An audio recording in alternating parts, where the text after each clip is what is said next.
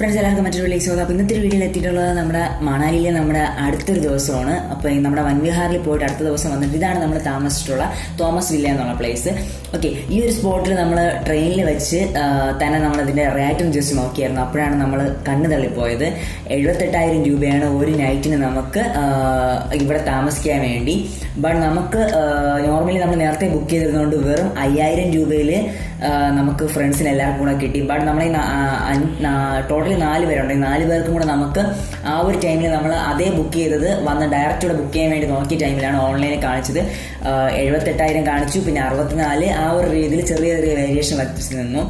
So അപ്പോൾ നമ്മൾ താമസിച്ചത് ഈ ആ ഒരു 1,00,000 അടുത്തുള്ള ഒരു സ്ഥലത്താണ് നമ്മൾ താമസിച്ചെന്നൊരു വലിയൊരു വൈബ് തന്നെ ഉണ്ട് തോമസ് വില്ല. കാരണം ഇത് പീക്ക് ടൈം ആയിരുന്നു, വിൻ്ററിൻ്റെ പീക്ക് ടൈം ആയിരുന്നുകൊണ്ടാവും ഇത്ര റേറ്റ് കൂടിയത്. നമ്മൾ ഒരു 2 or 3 months മുന്നേ നമ്മൾ ബുക്ക് ചെയ്തിട്ട് പോയി. അത് നമ്മുടെ ഒരു പ്ലസ് പോയിന്റ് ആയിട്ട് എനിക്ക് കാണാം. കാരണം നമുക്ക് ഒരാൾക്ക് ഈ ട്രിപ്പിൽ ടോട്ടൽ ഏകദേശം ഒരു 30,000 രൂപയാണ് നമുക്ക് ചിലവായത്.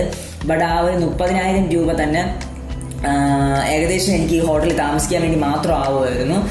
ബട്ട് ഹോട്ടൽ അത്യാവശ്യം നല്ല ഹോട്ടലായിരുന്നു. നമുക്ക് ന്യൂ ഇയർ ടൈമിലാണ് നമ്മൾ രാത്രി പോയത്. ഇതേ ന്യൂ ഇയർ ഡേ ആണ്.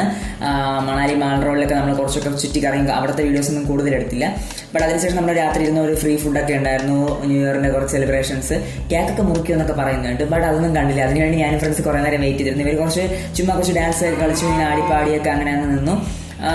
ഓക്കെ, അപ്പോൾ അങ്ങനെ ഈ പരിപാടീസ് എല്ലാം നല്ല രസമുണ്ട്. ഇതാണ് അതിൻ്റെ ഫ്രണ്ട് ഏരിയ നമ്മുടെ തോമസ് വില്ലയുടെ.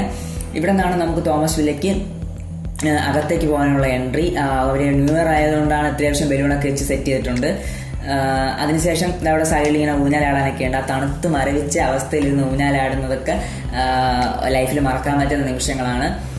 അങ്ങനെ തോമസ് വില്ല ഒരിക്കലും മറക്കില്ല. മണാലി എന്നുള്ള എൻ്റെ മഞ്ഞ് കാണൽ എന്ന സ്വപ്നം യാഥാർത്ഥ്യമാക്കിയപ്പോൾ അവിടെ താമസിക്കാൻ പറ്റിയ സ്ഥലം എന്ന് ഞാൻ ഓർത്തിരിക്കും. നല്ല സ്ഥലമായിരുന്നു. നമുക്ക് ഫുഡൊക്കെ അത്യാവശ്യം നല്ല ഫുഡൊക്കെ എനിക്ക് കിട്ടി. ഇവിടെ നമുക്ക് രാവിലെ നമുക്ക് ഫ്രീ ഫുഡൊക്കെ ഉണ്ട്. കാരണം നമ്മൾ ബുക്ക് ചെയ്തിട്ടുള്ള എമൗണ്ട് ആണ്. ബട്ട് അതിൽ ഫ്രീ ഫുഡ് പോയൊക്കെയാണ്. അതൊക്കെ നല്ല രസമുണ്ടായിരുന്നു.